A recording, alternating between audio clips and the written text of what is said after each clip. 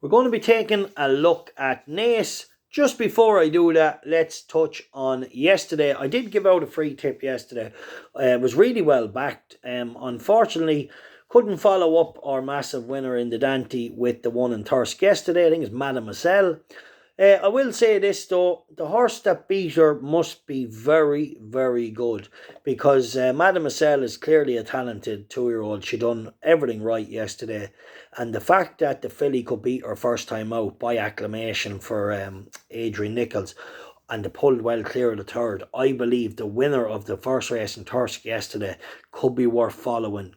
Very, very interesting that she could do that to that filly. So I believe we might have bumped into a very good one. Maybe if she showed up in Ascot, she could be a massive price coming from a small enough trainer, but no doubt a trainer who knows exactly how to get one ready. So put her into your notebooks. I think was her name Madame Fay or something. I can't remember her name, but you'll see her there. The winner of Thirsk yesterday. She beat our selection by acclamation, and acclamation was a really, really good sire.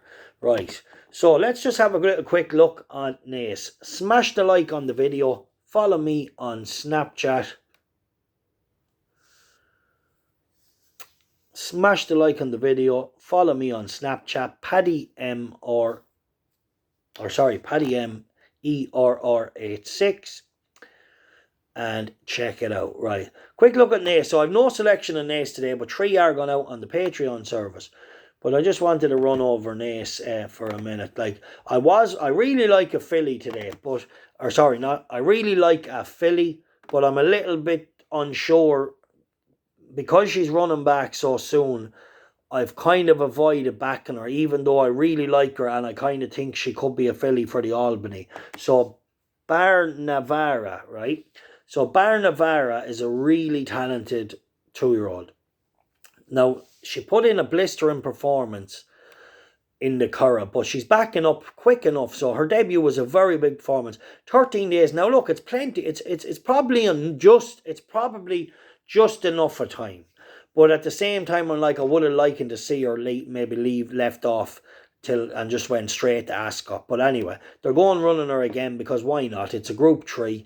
She's probably come out of her race really well, and I think she is a really, really good filly, and I did fancy her to win the Albany. But now I'm a little bit unsure about her today because she's backing up a little bit quicker than ideal for a soft ground dynamite winner on debut. That's just my opinion. I could be completely wrong. That filly might have been perfect the next day. I could have ran again the next day because she might have just bounced over. But for me, I just thought she's the best 2-year-old filly I've seen in Ireland. But I would have liked them to take it handy. So really nice horse. She's showing up again today. I won't be personally backing her today, but I did fancy her for Ascot. Would she go and win today?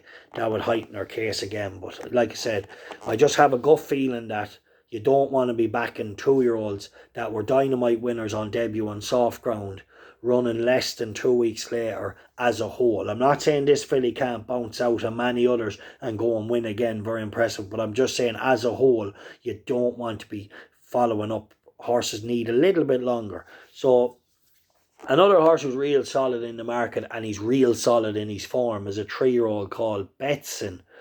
Now, he was another one that's just probably a little bit underpriced, but he's probably the most likely winner because he's really solid.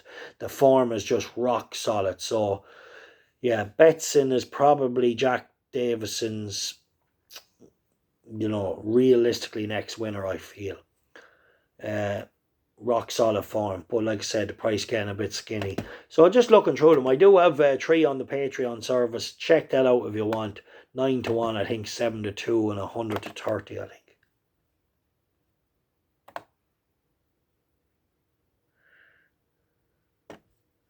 Dermot Well filly being smashed up, or 1 second now. Make sure it is a filly. It's probably a gelding. No, okay, she is a filly, right? Okay, I haven't lost my mind just yet. So there is a couple of non-runners in that race, which would make sense. So she would go favourite because Donnacha O'Brien's was overnight favourite. That's gone out. So maybe Dermot Well could get another winner today if that horse is fit and ready. Only a 4-year-old. and you'll be expecting it to definitely improve this year. A really nice horse that we haven't seen in a while is Amo Racing's horse, Bucarano Fiorte, or however you pronounce him. I was in the Curragh when this lad made a winning debut, and he had a bit of length and he had a bit of a walk, so he definitely can train on this year, I feel. Because when he came into the ring for his debut, I was like, okay, he's rangy, he's rangier than most. And you could say, right, he's probably a good horse and he's probably working well that they're bringing him here. But you also had the feeling that physically this horse could train on. Let's just go through his pedigree just to kind of look into it.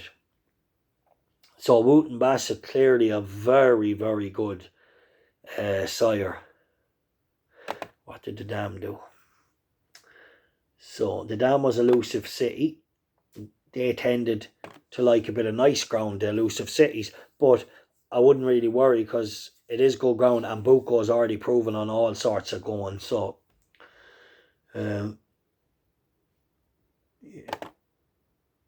Lads, what do you think about the interview with Chapman yesterday in Kia? He looks like a bit of a drill soldier, doesn't he? He got a bit head up when Chapman asked him about the horses being moved from Varian. He pretty much, in an indirect comment, blamed Roger Varian for the horse going lame, which was absolutely madness. Like, I've watched a lot of trainers' demeanours over my life, and Roger Varian is somebody who you could give any horse to. An absolute gentleman in his approach, and just a wonderful trainer.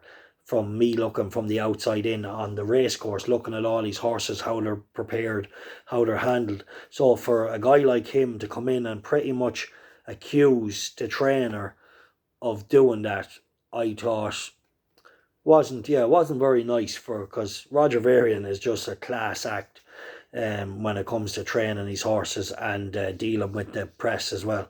All right, keep following. So yeah, some interesting horses there today at Naas. I have 3 gone out elsewhere. I think we're looking at where are we today? We're Ripon, we're Stratford. Yeah, we're all over the place. All right, check them out. Smash the like on the videos.